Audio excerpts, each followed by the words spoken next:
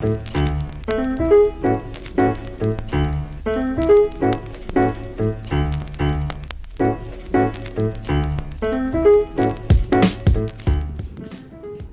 to everyone out there. Today we will be talking about what's in this random box.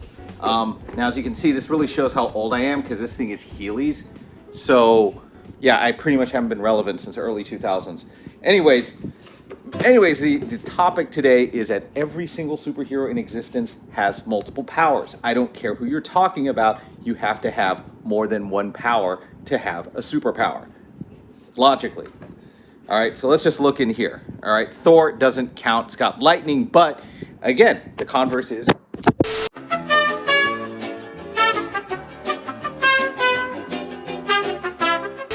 Sorry, that's funny. Thor has lightning, but of course he has immunity to lightning, 2 powers besides the strength. Okay, Electro. All right, Electro.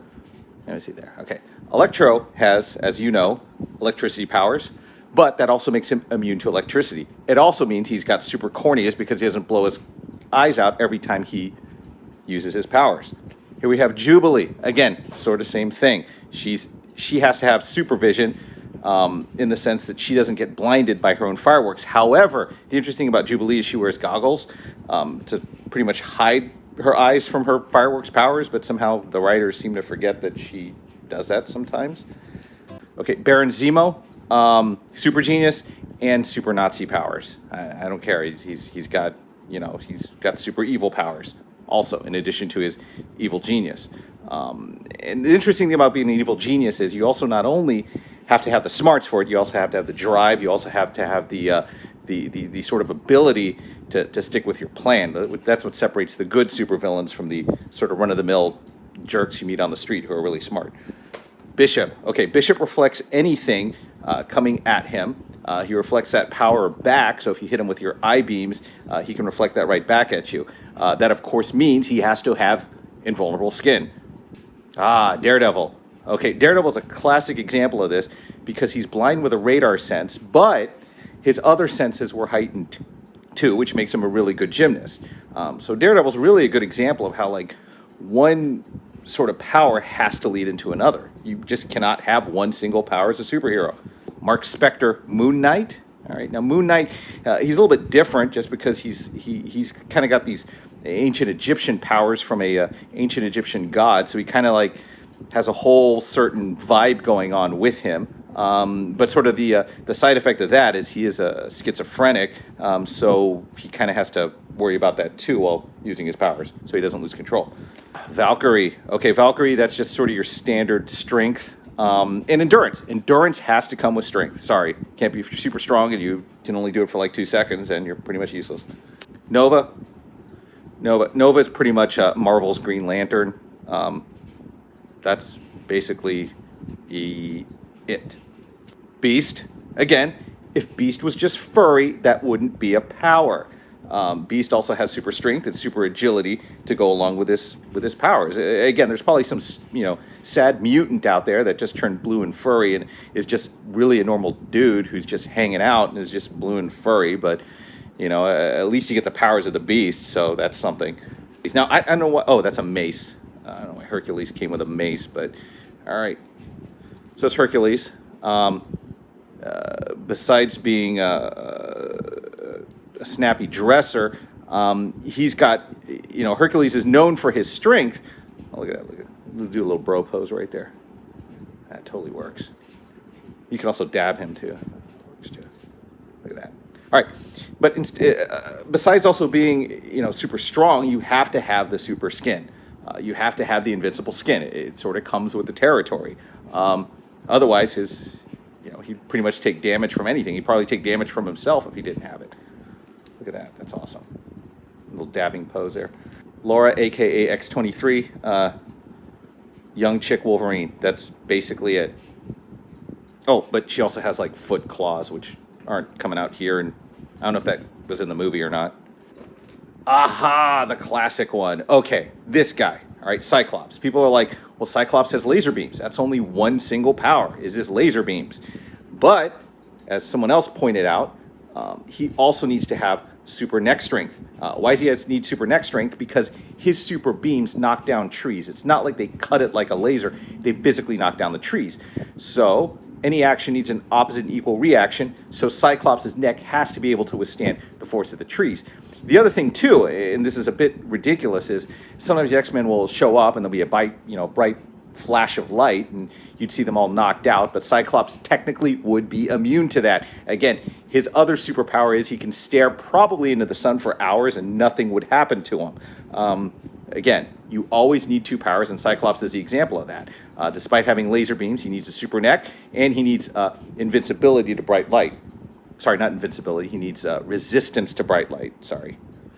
Ooh, I did not know I had two of these.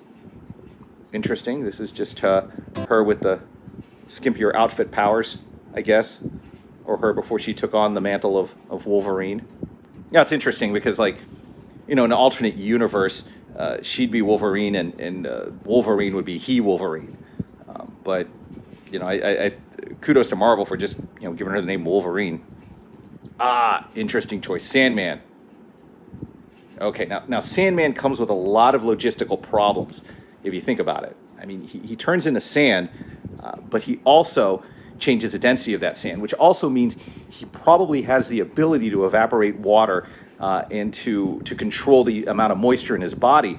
Hence, he's able to do the things that he's able to do, which would lead to an interesting concept where he could probably drain all the water out of a room and be the world's best dehumidifying villain. But without the ability to control the water content in his body, each time he turned to sand, he would just pretty much fall all over the place. Plus the other issue too, remember, he also has to have some weird adhesive properties because he can take other sand and sort of bind it to himself. But he's always defeated by a vacuum for some reason by Spider-Man, which makes sense because he sort of vacuum him up. But you also wonder if he could just draw the moisture from the air and it explode out of the vacuum. But hey, I'm not a writer. Steve Rogers, super strength and agility. The problem with Steve Rogers is we usually fudge his powers a lot, depending on the writer. When I was growing up, his powers were basically the height of all human powers, meaning that if you were stronger than him, you were superhuman. If you were faster than him, you were superhuman. But the issue with Steve Rogers is that they kept changing what that meant. So one comic had Steve Rogers pulling a helicopter down, and then you get into the movies and he's riding a motorcycle and throws it over his head. Believe it or not, there's a 14-page Reddit thread on this whole thing, and I read every single part of it. And my argument's basically Captain America is as powerful as whatever the fiction allows. Plus, you could also make the argument that at the time of his creation, human beings hadn't reached certain world records yet, so his powers were more limited. And as the 50-plus years, 60, 80-plus years has gone by, his powers have changed. Subsequently, with the advancement in human performance, Spider-Man Noir, Spider-Man, but you cannot see him. Therefore, this is invisible. People are like, what am I holding up? Because he's Spider-Man Noir. If I shut the lights off, you wouldn't be able to see him. Doesn't have a big spider symbol on his chest like the other one either. Symbiote Spider-Man. I think that's how it's pronounced.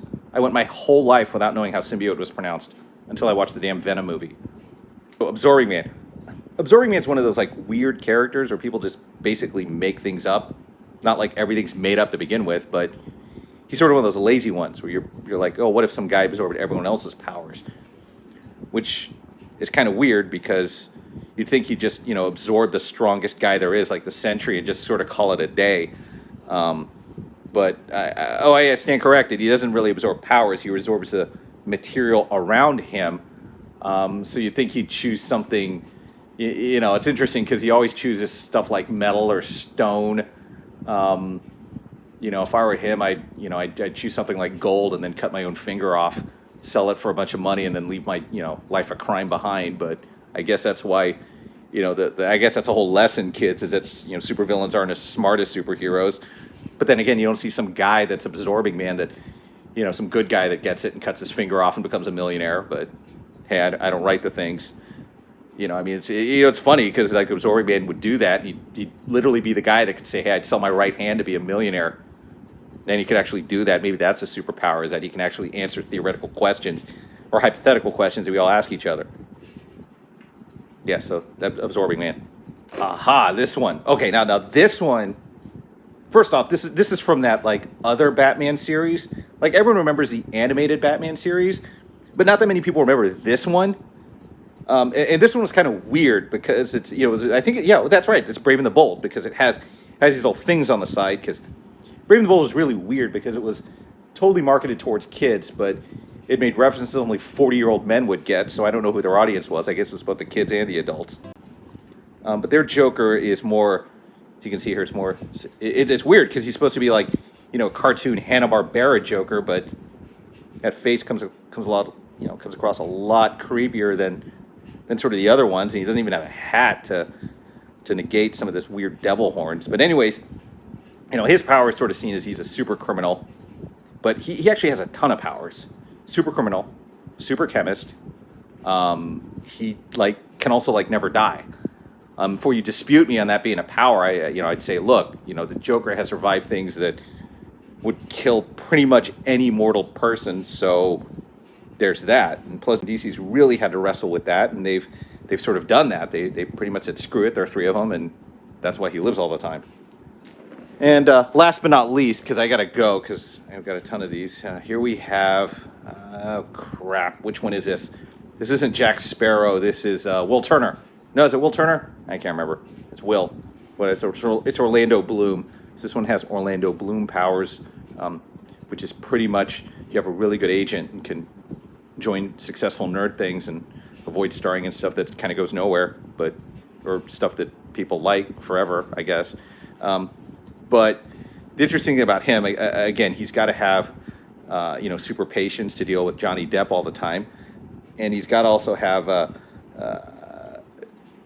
plot armor. Plot armor, I think, is his biggest thing. Plot armor. That's his superpower, is plot armor, meaning that he won't die from the first movie. So there, that's his ability. Okay, last but not least, Plastic Man. All right, all my friends confuse this because they're like, oh, can Reed Richards do this? Oh, can Reed Richards do that? This guy is different than Reed Richards. Reed Richards is Marvel. Reed Richards assumes these amorphous shapes. Plastic Man could actually assume the shape of anything.